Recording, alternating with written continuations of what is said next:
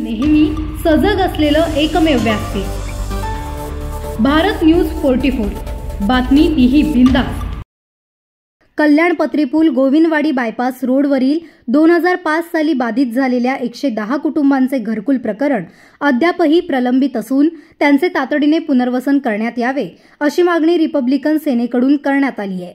या संदर्भात विविध प्रश्नांवर चर्चा करत कारवाई न झाल्याने 21 जुलै 2025 पासून आमरण उपोषण सुरू करण्यात आले आहे।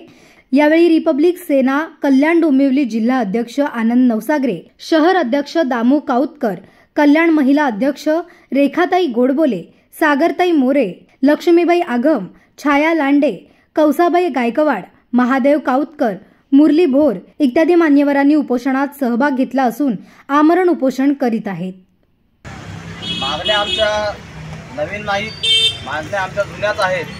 पालिका प्रशासन जाणून बुजून गोरगरिबांच्या न्याय हक्कासाठी परेशान करत आहे। आणि सांगायची गोष्ट एवढीच, आयुक्त बदली होतात, पुन्हा तेच पेपर, तेच सर्व अधिकारी आणि तेच अधिकारी आम्हाला भूलथापा मारून वारंवार आमच्या मागण्यांची दिरंगाई करत आहेत। आमच्या प्रमुख मागण्या सन 2005 पासून गोविंदवाडी बायपास रस्ता रुंदीकरणामध्ये बाधित 120 कुटुंबियांचं पुनर्वसन करण्यात यावं। ज्या कुटुंबियांना त्यांनी घरं तोडताना आश्वासन दिलं होतं की तुम्हाला आम्ही घरं देण्यात येतील, परंतु कुठल्याही प्रकारचा घर या गरीब कुटुंबांना मिळालेलं नाही। त्या BSUP प्रकल्पामध्ये असणाऱ्या बाधितांची घरे इतरांना वितरित करून खूप मोठा भ्रष्टाचार या ठिकाणी मोठ्या प्रमाणात झालेला दिसून येतो। त्या अधिकाऱ्यांवरती तात्काळ कारवाई करावी।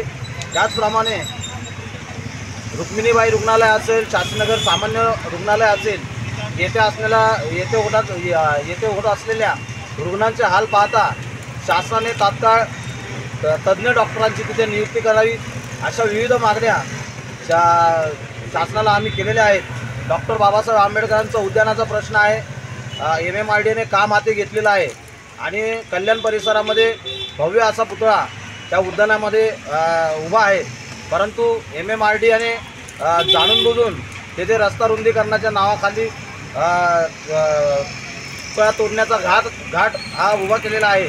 तर आम्हाला या शासनाला सांगायचं आहे की उद्यानाचा प्रश्न जर तुम्हाला रस्ता रुंदीकरणामध्ये जर जागा हवी असेल तर भव्य असं राष्ट्रीय स्मारक मागच्या उर्वरित जागेवरती बांधून देण्यात यावं।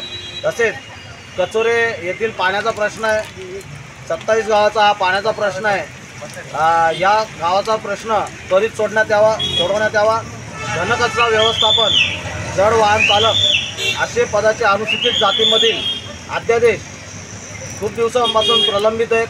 हे अध्यादेश त्वरित तात्काळ निकाली काढण्यात यावेत आणि या सर्व मागण्यांचा आम्ही वेळोवेळी पत्रव्यवहार करून देखील सदर प्रशासन, पालिका प्रशासन हे जाणून बुजून हलगर्जीपणा करताना दिसून येत आहे।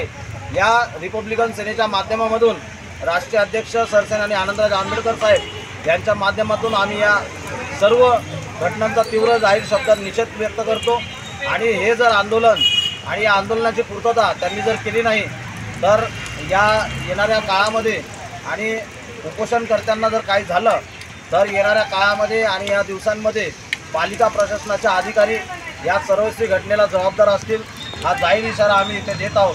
जर आमच्या मागण्या पूर्ण झाल्या नाही तर या अधिकाऱ्यांना नेमकं काय करायचं ते येणारा काळ ठरवेल। एवढेच बोलून इथे थांबतो। जय शिवराय, जय। अशाच नवनवीन अपडेटसाठी बघत रहा भारत न्यूज 44, सत्याचा प्रकाश, बातम्यांचा विश्वास।